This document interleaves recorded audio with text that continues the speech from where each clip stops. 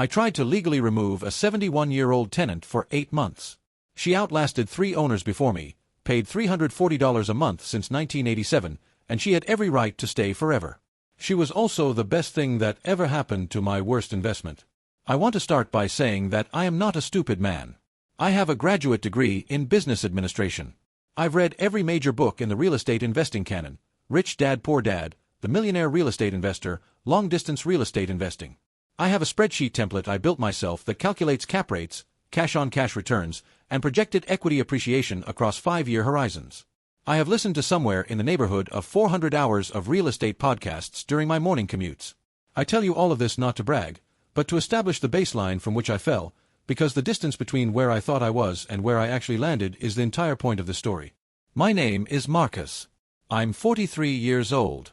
I work in corporate finance. I have a wife named Renata, 2 kids in middle school, and until about 14 months ago, I had what I genuinely believed was a sophisticated, well-researched investment strategy. I was going to build a small portfolio of single-family rental properties in secondary markets. Nothing flashy. Just steady, boring cash flow and long-term appreciation. The dream. The property that broke me, and then, eventually, rebuilt me, is a beige craftsman bungalow on Oleander Street in a mid-sized Midwestern city I'll call Claremont for the purposes of this story. 3 bedrooms, 1.5 baths, a covered front porch, mature oak trees in the backyard. Built in 1941. Charming in the way that only houses built before modern building codes can be charming, full of character, full of surprises. I bought it for $187,000. That was the first mistake. Not the price. The price was fine. The mistake was what I didn't do before I bought it. Part 1. The deal that made perfect sense. I found the property through an off-market wholesaler who operated in Claremont. His name was Trent. Trent was in his late 20s, drove a white Ram 1500 with a custom wrap that said "Freedom Through Real Estate" on the side door, and he had the specific energy of a man who had recently finished his 3rd self-development course of the year. I should have registered this as a warning. I did not. Trent's pitch was simple. The property was tenant-occupied, had been in the same family estate for over a decade, and the heirs just wanted a clean, fast sale. The tenant was an older woman, long-term, very quiet. The estate's attorney had indicated she was month-to-month at this point, and would be straightforward to transition once the sale closed. Trent used the phrase, "motivated to cooperate," twice during our first phone call. I asked the right question: "Do you have documentation of the lease terms?"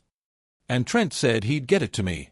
What he sent me was a 1-page document summarizing the current tenancy, which noted a monthly rent of $340, described the tenant as cooperative, and used the phrase "legacy arrangement" in a way that I now understand was doing enormous amounts of work. I did not hire a real estate attorney to review the title and tenancy documents before closing. I know. In my defense, and I present this not as an excuse but as a cautionary tale for the 400 hours of podcast listeners among you, every piece of real estate education content I had consumed treated tenant-occupied properties as fundamentally routine. The standard advice was, review the lease, understand the terms, plan your transition. I reviewed what I was given. I understood the terms as they were presented to me. I planned my transition. What I did not do was order a full title search that reached back more than 10 years, or hire an attorney who specialized in landlord-tenant law to review the actual underlying lease document rather than the summary. The actual underlying lease document, as I would discover approximately 6 days after closing, was a 7-page agreement executed on March 14, 1987, between the original property owner, a man named Harold Voss, and one Dorothy Eileen Marchetti, then aged 57. It included a fixed monthly rent of $340, adjustable only by mutual written consent. It included a right of first refusal on any sale of the property. And it included, in Section 7, Paragraph C, language that I have since memorized because I have read it approximately 300 times. Tenant shall have the right of lifetime occupancy at the agreed rental rate, this right to survive any transfer of title and to be binding upon all successors, heirs, and assigns of landlord in perpetuity. In perpetuity. I had purchased a house that came with a 71-year-old woman who had the legal right to live in it for the rest of her life, at 1987 rental rates, and I could not make her leave. I sat in my home office for a long time after my attorney. The attorney I hired after the fact, a woman named Patricia Chen who specializes in real estate law and who did not bother to conceal her wince when she reviewed the document, explained this to me. It was a Tuesday evening. I could hear my kids doing homework downstairs. Renata was making dinner. Everything in my domestic life was completely normal, and I had just discovered that I owned a property generating $340 a month in gross revenue against a mortgage payment of $1,050. I was losing approximately $710 a month before taxes, insurance, or maintenance. Part 2. The plan that also made perfect sense and also failed. My first instinct was to fight it.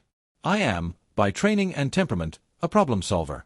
I do not accept constraints without examining whether they are real constraints or merely perceived ones.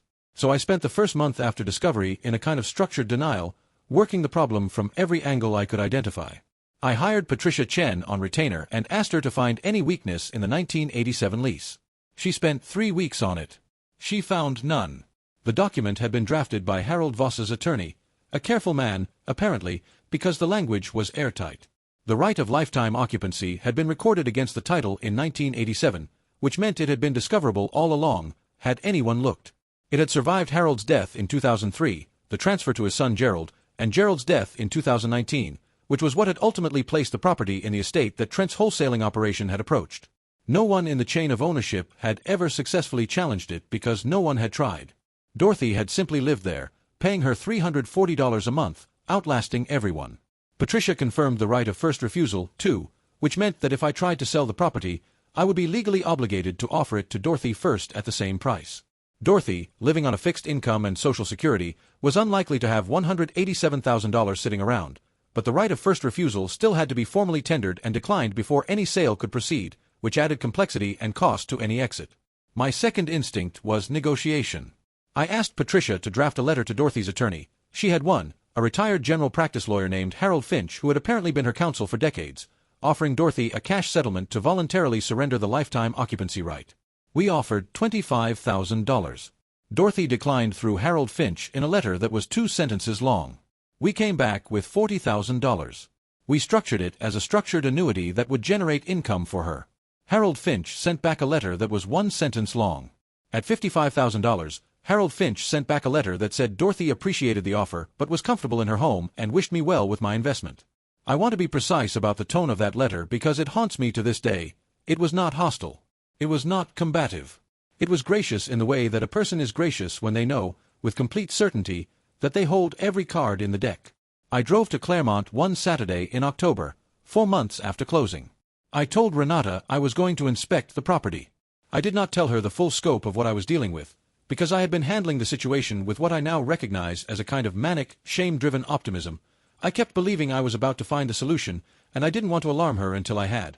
I parked in front of the bungalow on Oleander Street and sat in my car for a few minutes. The house looked exactly like the listing photos. The porch had potted chrysanthemums on it in autumn colors. The yard was tidy. There was a bird feeder in the oak tree. The front door opened and Dorothy Marchetti came out onto the porch. She was a small woman, maybe 5'3", with white hair worn short and practical. She had on a cardigan and reading glasses pushed up on her head. She looked at me in my car with an expression that was curious but not alarmed. I got out of the car. I don't know why. I had not planned to introduce myself. "You must be the new owner," she said. Her voice was even and pleasant. "Marcus," I said. "Marcus Reeves." "Dorothy Marchetti," she said. "Would you like some coffee? I just made a pot." I said yes before I fully processed what was happening. Update 1. October. The kitchen table. Dorothy's kitchen was immaculate and smelled like coffee and something baking. She had a small television on the counter tuned to a gardening program on mute. She poured coffee into 2 mugs and set out a plate of anise cookies she'd made that morning, and we sat across from each other at a kitchen table that had probably been in that house longer than I had been alive. I want to be honest. I had spent 4 months thinking of Dorothy Marchetti as an obstacle, as a legal problem to be solved, as the reason my spreadsheet had turned red. Sitting across from her with a cup of her coffee, I was confronted with the fact that she was a person, a sharply intelligent, calm, entirely unbothered person who had lived in this house for 37 years and had about as much intention of leaving as the oak tree in the backyard. We talked for almost 2 hours. I learned that Dorothy had grown up 3 blocks away, had moved into this house as a young widow with a daughter to raise, had negotiated the lifetime occupancy clause herself because she'd already been displaced once in her life and had decided it would not happen again. Harold Voss had agreed because she was an excellent tenant and he respected her, and they had maintained a warm relationship until his death. "I've outlasted 3 owners now," she said, without any particular satisfaction, just as a statement of fact. Gerald was a perfectly nice man. He used to call me on my birthday. I felt, in that moment, the specific shame of a person who has been revealed to himself. "I'm not trying to push you out," I said, which was only partially true at that point but became more true as I sat there. "I know," she said. You're too young to know what you want yet. I was 43 years old and I had a graduate degree, and she said this to me with complete serenity, and I had no response at all. On the drive home, I called Renata and told her everything. Update 2. November through February, The Reckoning. Renata was, to her credit, almost entirely focused on the practical rather than the emotional. She is an accountant. She looked at the numbers with the clinical remove of someone who has processed bad financial news professionally and said, "Okay, what are our actual options?" We mapped them out together over a weekend with a whiteboard in the home office. Option A. Sell at a loss. Market value of a property with an unbreakable lifetime occupancy clause and fixed 1987 rents was not $187,000. Patricia Chen helped me consult with 2 commercial real estate appraisers who specialize in encumbered properties. The consensus estimate was $80,000 to $95,000, representing a loss of $92,000 to $107,000 plus transaction costs. This did not include the 4 months of negative cash flow already absorbed. Option B. Hold and absorb the loss. At negative $710 per month, plus realistic maintenance on an 84-year-old house, we were looking at perhaps $12,000 to $15,000 in annual losses. Dorothy was 71. Average life expectancy for a woman in reasonable health in the United States is approximately 82 to 85. We could be looking at 10 to 14 more years of losses before the property cleared. Option C. Find a creative solution that neither of us had thought of yet. We stared at option C for a while. It was Renata who first said it. What if you stopped thinking about this as a problem to solve and started thinking about it as a situation to optimize? I told her I didn't understand the distinction. You can't change Dorothy's lease. You can't make her leave. You can't sell at full value while she's there. Those are the constraints. But within those constraints, what can you actually do? What does the property look like in 10 years if you manage it intelligently instead of resentfully? This was, I would come to understand, the actual turning point. Not a legal victory. Not a negotiating breakthrough. Just my wife asking me to reframe the question. I went back to the numbers with different assumptions. Property in Claremont had been appreciating at approximately 4.2% annually for the past decade. In 10 years, at that rate, $187,000 becomes roughly $280,000. Even with a significant discount for the encumbrance, the property upon Dorothy's death or voluntary departure would be worth considerably more than I'd paid. And the mortgage was being paid down, slowly, $340 at a time, but being paid down. The loss was real. But the loss was also finite. And within the loss was an asset that was quietly growing. Update 3. March. The conversation I should have started with. I called Dorothy in March. Not through attorneys. I called her directly, on the phone number I got from the lease file, and asked if I could come back to Claremont. She said yes. We sat on the porch this time because it was unseasonably warm. She had the chrysanthemums replaced with early pansies. I brought a box of pastries from a bakery in her neighborhood that she'd mentioned liking. I told her the truth. I told her I had bought the property without fully understanding the terms of her lease. I told her I had spent several months trying to find a way out that would be fair to both of us and had not found one. I told her that I had decided to stop looking for a way out and to try to be a decent landlord instead, for however long we were going to be in this arrangement. Dorothy listened to all of this without interrupting. "What do you need from me?" I asked. "I need the gutters cleaned," she said immediately. "They haven't been properly done in 2 years, and I'm not getting on a ladder at my age." She had a list. Of course she had a list. She'd been waiting for an owner who would actually manage the property. The gutters. A slow drain in the bathroom. A window that didn't seal properly and drove up her heating bill. A section of porch railing that had gotten soft. None of these were large repairs. Together they came to about $1,800. I hired a local handyman she recommended, a man named Pete who had apparently done work for the Voss family for years, and had everything addressed within 3 weeks. Dorothy sent me a handwritten thank you note. I put it on my refrigerator. Here is what I noticed over the following months. The $340 still came, by check, on the first of every month, without fail. Not a day late. Not a dollar short. In 37 years of tenancy, Dorothy had apparently never missed a payment. The house, which I had been dreading as a maintenance nightmare, was in remarkably good condition in the areas that mattered because Dorothy was meticulous about the interior and about flagging issues early. I was losing money, but I was losing it in a stable, predictable, professionally managed way, to a tenant who treated the property better than most market-rate renters would have. Update 4. The part where Trent becomes relevant again. I want to pause the Dorothy narrative for a moment to discuss Trent, because Trent does not get to simply disappear from this story. I had been so consumed with the property situation itself that I had initially set aside the question of accountability. But around month 6, once I had achieved some emotional distance from the immediate crisis, I went back and examined exactly what had happened in the transaction. Trent had represented the estate as motivated sellers wanting a clean transaction. He had described Dorothy as month-to-month and motivated to cooperate. He had provided a lease summary that omitted the lifetime occupancy clause and the right of first refusal. He had not technically lied. The word lifetime does not appear in the summary, but neither does the word omit. But he had provided a document that was materially incomplete in ways that affected my purchasing decision. Patricia Chen reviewed the situation and told me that I had a viable claim for fraudulent misrepresentation or, at minimum, negligent misrepresentation. Trent had held himself out as a professional intermediary with knowledge of the property's condition and encumbrances. The summary document he'd provided was not merely informal. It was a representation about the nature of the tenancy. Its omissions were material. I authorized Patricia to send a demand letter. Trent's response was, initially, to claim that he'd simply passed along what the estate had given him and that it wasn't his responsibility to conduct title research on behalf of buyers. This is a position that has some arguable merit in certain contexts.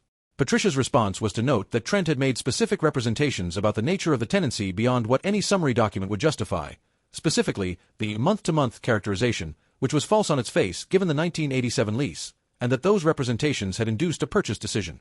We were preparing to file suit when Trent's attorney advised him to negotiate. The settlement I ultimately reached with Trent was $22,500. It was not the full extent of my losses. It was not justice in any cosmic sense. But it was money that Trent paid to resolve a situation that his misrepresentation had created, and it materially reduced the financial damage I was absorbing. I also filed a complaint with the State Real Estate Commission regarding Trent's business practices. I documented the summary document, the verbal representations, and the omission of the recorded encumbrance. I don't know what came of the formal complaint. These processes are slow and outcomes are rarely communicated to complainants. But I know that Trent's white Ram 1500 no longer operates in Claremont, because I have kept casual tabs on his business activity and it appears he relocated his wholesaling operation to another market. I am comfortable with what I did. It was legal, it was factual, and it addressed a real harm through legitimate channels. Update 5. Month 14, where things stand. Dorothy is 72 now. She had a mild health scare in the fall, nothing serious, a respiratory infection that had her in the hospital for 2 days, and she called me when she got out, which I thought was notable. She wanted to let me know that the houseplants had been watered by her neighbor and that the heating system was behaving normally. I drove up to Claremont and brought her soup from a place her daughter had mentioned she liked. Her daughter, a woman named Carol who lives 40 minutes away and who initially regarded me with considerable suspicion, has now reached a cautious détente. Carol and I have spoken several times about long-term planning, not about the property, exactly, but about Dorothy's situation, her needs, her health. We are not friends. But we are adults engaged in a common situation. I have stopped calculating Dorothy's life expectancy. I am aware that this is the kind of thing that sounds sentimental and is also strategically convenient, so let me be precise about what I mean. I made a deliberate decision to stop treating Dorothy's death as the variable that would resolve my financial problem, because doing so was distorting my judgment and making me a worse person. I had caught myself, more than once, hoping in a way that shamed me. I stopped. It was a choice. I recommend it.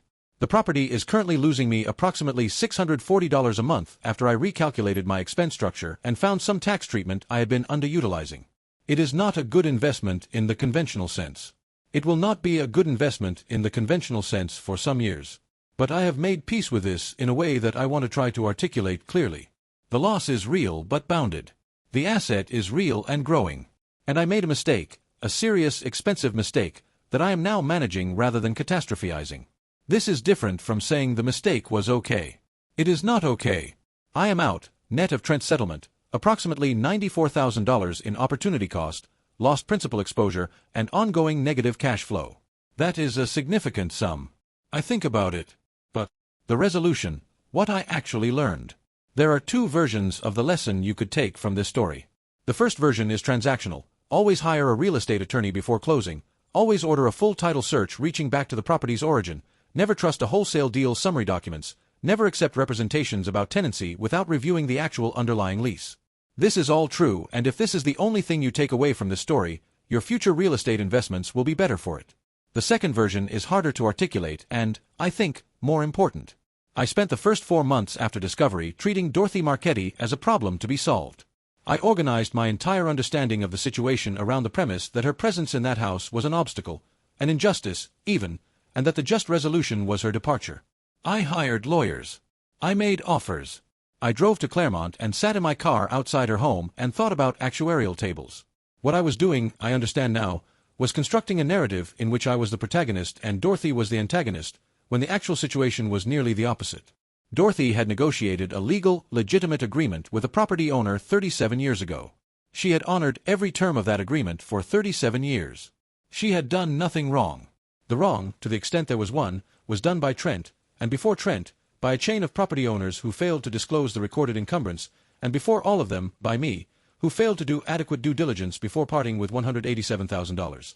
When I finally sat down in Dorothy's kitchen and had a cup of coffee and talked to her like a person rather than a liability, the entire frame of the situation shifted. She was not my adversary. She was my tenant. And I was her landlord, a role I had purchased without fully understanding, but one that came with real obligations to a real human being who had organized her life around this particular house for nearly 4 decades. The decision to stop looking for a way out and start being a competent landlord was not a strategic masterstroke. It did not resolve the financial loss. It did not make the spreadsheet green. What it did was stop making the situation worse, stop spending money on legal maneuvering that wasn't going anywhere, stop carrying the psychological weight of a fight I was never going to win, stop being the kind of person who sits in a car outside a 72-year-old woman's home and calculates her actuarial value. Epilogue. The $340 check. The check comes on the first of every month. 37 years of first-of-the-month checks, each one for $340, each one a small, quiet monument to an agreement made in good faith in 1987 between two people who took their commitments seriously. I have started, when the check arrives, to think of it differently than I used to. It used to feel like an insult, a reminder of the gap between what I expected and what I received. Now I try to think of it as a data point. Dorothy has paid her rent on time, every month, for 37 years. She keeps the house clean and reports maintenance issues promptly. She is, by every objective measure, an excellent tenant. She happens to be paying 1987 rental rates, which is a circumstance I created for myself through inadequate due diligence, but that is a fact about me, not about her. In the spring, I had Pete come back to address some weatherproofing around the foundation. While he was there, Dorothy asked if I was thinking about restoring the original hardwood floors that had been covered by carpet in the 1990s. I said I hadn't been. She said they were beautiful floors, she'd always missed them, and she showed me photographs from when she first moved in. I thought about it for a week. The floors were an investment in a property that was already bleeding money. There was no financial logic to it. I called Pete and asked for a quote. The floors are done now. They're everything Dorothy said they were, old-growth oak, the kind of material you can't get anymore, running the full length of the house in long warm boards that glow in the afternoon light. Dorothy sent me a photograph she took standing in the living room with all the afternoon sun on the floor. I have that photograph on my refrigerator too, next to the thank you note. Renata looked at them both one morning and said, "You know, for a terrible investment, this has gone in kind of an unexpected direction." I told her I was thinking about buying another property. She gave me a look. "I'll hire an attorney first," I said, "before closing, and do a full title search. Full title search. 30 years back, minimum. And not trust a man with a branded pickup truck. Especially not that." She handed me a cup of coffee and I took it and thought about Dorothy in her house on Oleander Street, the oak trees in the backyard, the new floors in the afternoon light, the check that would come, as it always did, on the first of the month. Some lessons cost money. This one cost me approximately $94,000, net of settlement. I have chosen to believe that it was, in the long run, worth every dollar. Edit. Yes, I'm aware I should have hired an attorney. You are all correct. Thank you. Edit 2. Dorothy says hi. I showed her this post. She read the whole thing, handed my phone back, and said, "You left out that the coffee I made was very good." She's right. It was.